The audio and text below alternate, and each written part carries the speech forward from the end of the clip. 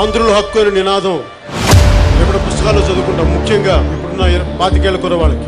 విశాఖ ఉక్కు ప్రైవేటీకరణ జరగకూడదని పెద్ద ఎత్తున గతంలో మాట్లాడింది లోకేష్. విశాఖ స్టీల్ ప్లాంట్ ఎవ్వరు ఆలోచించలేని దాన్ని ఏ విధంగా కాపాడుకోవాలో మేము ఆలోచిస్తున్నాం. విశాఖ ఉక్కు పరిశ్రమకు కేంద్రం శుభవార్త చెప్పింది. అప్పుడు లేని ఆలోచన కేంద్రానికి ఇప్పుడు ఎలా వచ్చింది? ఎందుకంటే అక్కడ ఉన్నది జనసేనాని కాబట్టి. అసలు విషయం ఏంటంటే గతంలో విశాఖ ఉక్కుని అమ్మకానికి పెట్టిన కేంద్రమే ఇప్పుడు అదే విశాఖ ఉక్కు పరిశ్రమ పరిరక్షణకు నడుం బిగించడం విశేషం.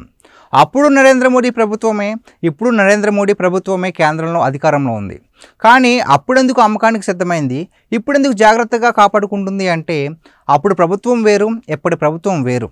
గతంలో విశాఖ ఉక్కు అమ్మకం దిశగా కేంద్రం నిర్ణయం తీసుకున్నప్పుడు విశాఖ ఉక్కు పరిశ్రమకు చెందిన విలువైన భూముల అమ్మకం దిశగా అప్పటి వైసీపీ సర్కార్ ప్రతిపాదనల్ని తెరపైకి తీసుకొచ్చింది. అయితే విశాఖ ఉక్కు పరిశ్రమ ప్రైవేటీకరణ లేదా అమ్మకానికి వ్యతిరేకంగా జనసేన పార్టీ నినదించింది. ఎట్టి పరిస్థితుల్లోనూ విశాఖ ఉక్కు పరిశ్రమ ప్రైవేటీకరణకు ఒప్పుకునేదే లేదని జనసేనని తేల్చి చెప్పేశారు. మరోపక్క టీడీపీ కూడా విశాఖ ఉక్కు ప్రైవేటీకరణకు వ్యతిరేకంగా నినదించింది. ప్రైవేటీకరణ ప్రసక్తే లేదని కేంద్ర ఉక్కు శాఖ మంత్రి కుమారస్వామి ద్వారా ప్రకటన చేయించారు. విజయనగరం జిల్లా పరిసర ప్రాంతాల్లో ఉన్న మాంగనీస్ గనులు లీజు 10 ఏళ్లు పొడిగించారు. అంతేకాకుండా మూతపడిన 2 బ్లాస్ట్ ఫర్నేసులు పనిచేసేలా ఆర్థిక సహాయం చేశారు. పూర్తి స్థాయి ఉత్పత్తి కోసం 2500 కోట్లు కేటాయించగా ఇప్పటికే 500 కోట్లు విడుదల చేశారు. అవసరమైన ముడి పదార్థాల సరఫరాకు చర్యలు తీసుకొని BAFRకు వెళ్లకుండా చర్యలు చేపట్టారు. సెయిల్లో ఉన్న విశాఖ స్టీల్ ప్లాంట్ విలీనంపై కసరత్తు చేయడమే కాకుండా 4200 మంది కాంట్రాక్టు కార్మికులు మళ్లీ విధుల్లోకి వచ్చేలా చేశారు.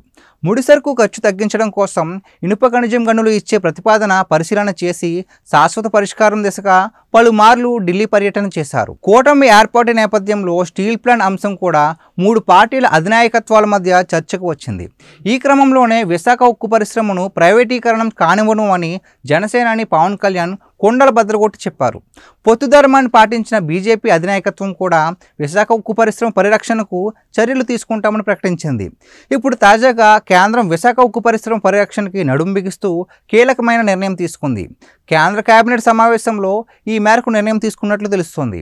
విశాఖ ఉక్కు పరిశ్రమకు ప్రత్యేక ప్యాకేజీని ప్రకటించడమే ఆ నిర్ణయం. ఈ ప్యాకేజీ విలువ సుమారు 17,000 కోట్లుగా చెప్తున్నారు. కేంద్రం తీసుకున్న ఈ నిర్ణయం పట్ల కూటమి పార్టీలు హర్షం వ్యక్తం చేస్తున్నాయి. మరోపక్క కూటమి సాధించిన ఈ విజయంపై విశాఖ ఉక్కు కార్మిక సంఘాలు సైతం హర్షం వ్యక్తం చేస్తూ ముఖ్యమంత్రి చంద్రబాబుకి, డిప్యూటీ సీఎం పవన్ కళ్యాణ్కి, ప్రధాని నరేంద్ర మోడీకి ప్రత్యేకంగా కృతజ్ఞత తెలుపుతున్నాయి.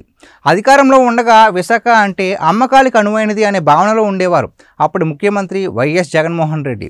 ఈ క్రమంలోనే విశాఖ ఉక్కు భూములపై వైసీపీ గద్దెలు కన్నేయడం, ఆ అమ్మకాల దిశగానే వైఎస్ జగన్మోహన్ రెడ్డి ప్రకటనలు ఉండడం చూసాం. కానీ విశాఖ ఉక్కుని కాపాడే బాధ్యతను కూటమి తన భుజానికి ఎత్తుకుని 17,000 కోట్ల ప్యాకేజీతో విశాఖ ఉక్కుకి పూర్వ వైభవం వచ్చేలా చేస్తుంది.